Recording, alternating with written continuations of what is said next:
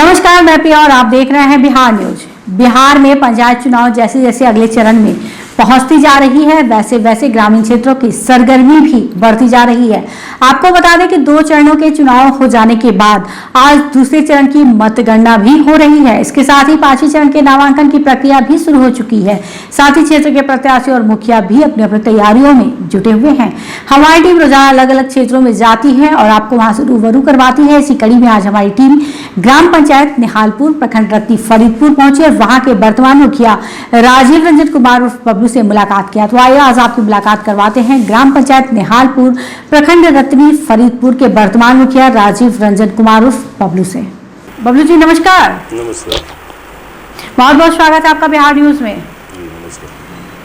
बबलू जी, सबसे पहले हमारे दर्शकों को बताएं, बतौर मुखिया कितने वर्षों का कार्यकाल रहा आपका इस क्षेत्र में?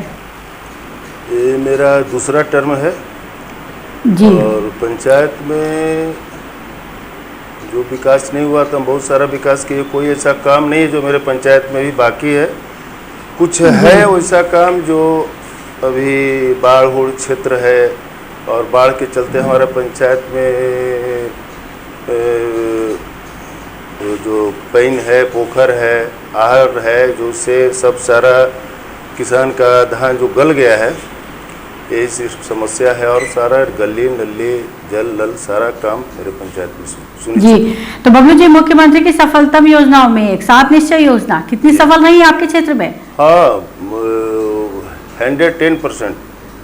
110%। और पीसीसी योजना की क्या स्थिति है, कितना कार्य हुआ इसके अंतर्गत आपके यहाँ? पीसीसी पूर्व में हुआ था। इस बार में जो भी हम लोग का फंड जो 15वीं वित्त का आया था वो जल नल क्रियान्वयन समिति में चला गया और क्रियान्वयन समिति में जाने के बाद वो नली गली का पैसा रहा नहीं। उसको 20% जो बचता था उसमें हम लोग कुछ करवाए हैं, कुछ बच गया है। उसी को पूरा करने के लिए इस बार हम जनता से अपील कर रहे हैं कि जो छूटा हुआ काम है उसको पूरा करेंगे। जी। बबलू जी, कितने वार्ड हैं आपके क्षेत्र में? 13 वार्ड हैं जी। तो 13 वार्ड में आपके नल का जल पहुंच गया है? 16 वार्ड में हम लगाए। एक वार्ड में जहाँ 2 टोला है, उस 3 टोला में भी मैं 13 के अलावे 3 और करवाया और 1-2 बचा भी हुआ है। जी। बबलू जी, प्रधानमंत्री आवास योजना की क्या स्थिति है, कितने लोगों को लाभ मिला? प्रधानमंत्री आवास योजना में इस बार हमारे यहाँ जो टारगेट आया था, पिछले बार 200 और उसके पीछे एक 60-70 टोटल को सब सारों को इंदिरा आवास जो हो मिल गया। बाकी उसमें कुछ ये रह जाता है कि सर्वे करने वाले कुछ सही आदमी को, जो गरीब गुरबा छूट जाते हैं और सही आदमी को जहाँ लाभ पहुँचना चाहिए वो नहीं पहुँचता है। और इतना भ्रष्टाचार कुछ बढ़ गया है कि अब हम लोग नहीं, बिचौलिया काम कर लेता है, इसलिए गरीब आदमी छूट जाता है और सही आदमी को मिलता है। जी। बबलू जी, ऐसे कौन सा कार्य है जो आपको लगता है इस कार्यकाल में आप पूरा नहीं कर पाए और अगली कार्यकाल में पूरा करना चाहेंगे? वो छूटा हुआ छोटा मोटा मेन रोड बन गया है तो लिंक गली है। किसी को राशन भरते भरते 10 बार भरा, उसको नहीं बना है तो शिकायत सिर्फ मेरा पंचायत में एक ही है कि हमारा मुखिया जी राशन न बनल और आवास न बनल। इसके अलावा पंचायत में मेरे कोई शिकायत नहीं है। जी।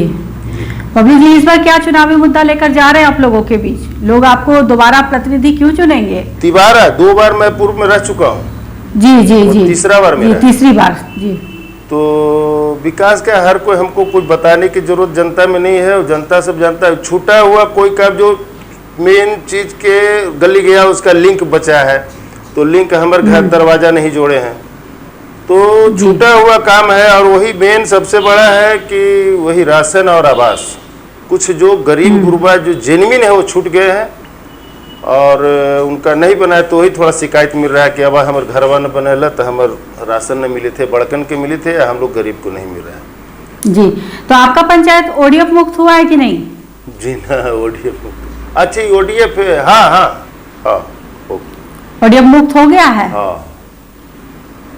आपके यहाँ रोजगार की क्या साधन उपलब्ध है कृषि के अलावा?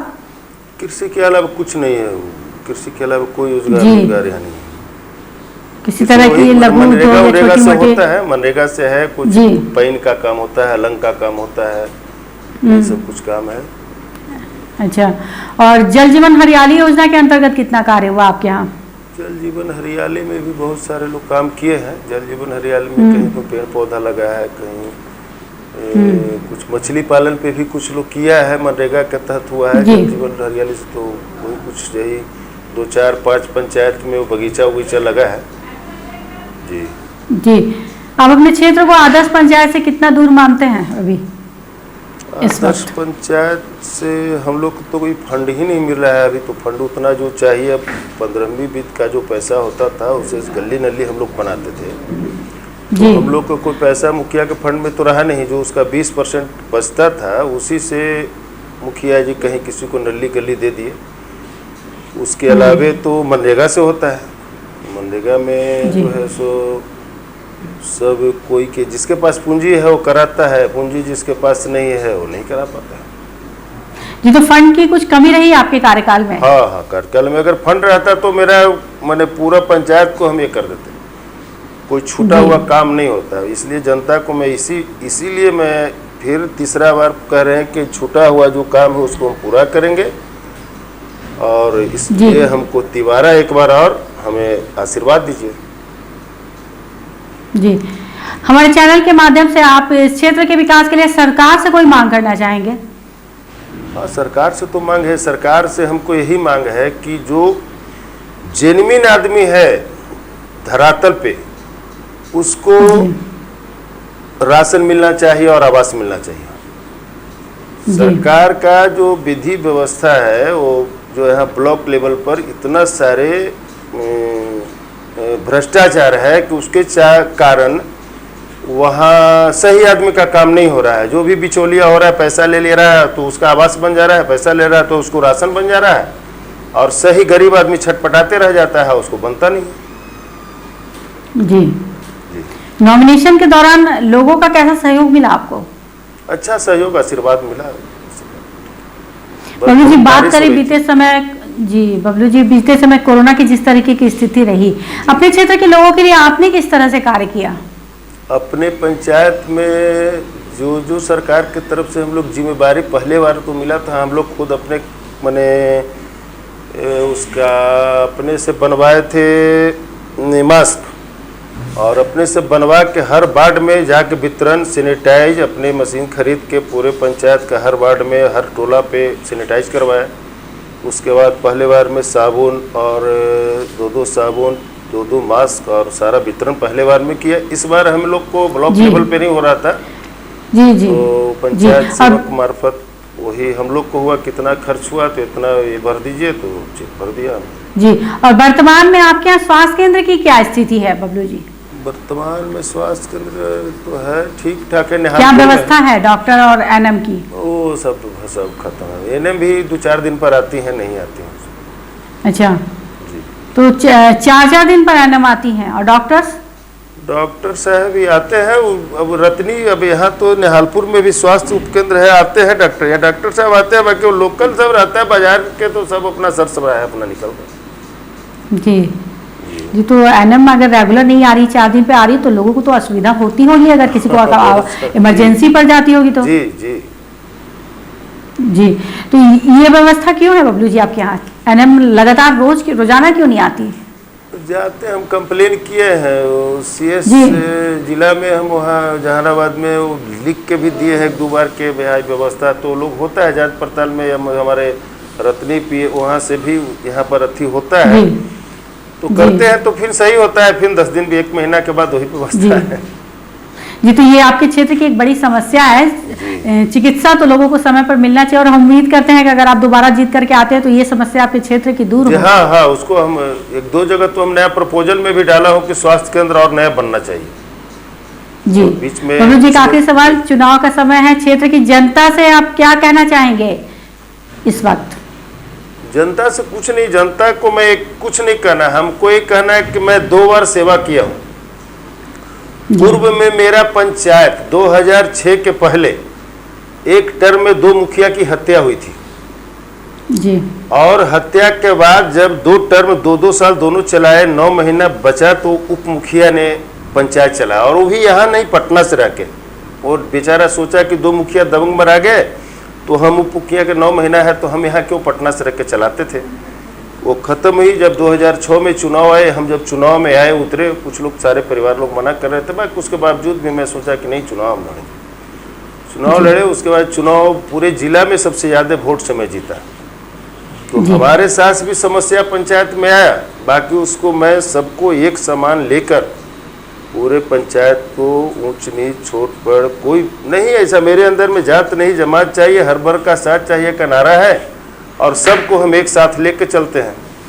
और पंचायत में शांति वातावरण मैं स्थापित किया हूँ, इसलिए सारे लोग पंचायत का कहते हैं कि हमारा मुखिया बबलू जी, ऐसा मैं कुछ नहीं किया, बाकी मैं पंचायत में शांति ला दिया।